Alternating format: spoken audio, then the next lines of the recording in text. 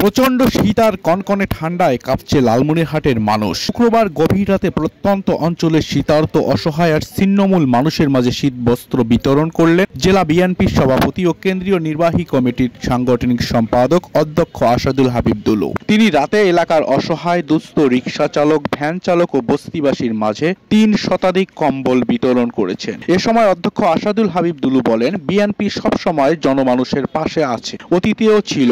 বন্যার সময় বন্যার্তদের খাদ্য সামগ্রী প্রদান ও ক্ষতিগ্রস্ত কৃষকদের ধানের চারা প্রদান সহ বিভিন্ন কৃষি সামগ্রী প্রদান করেছে।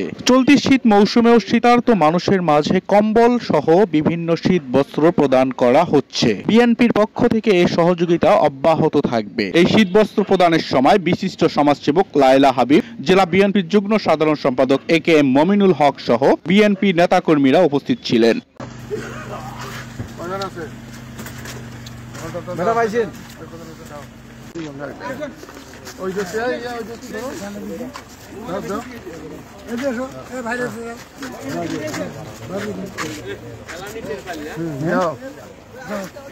সবাই নাও।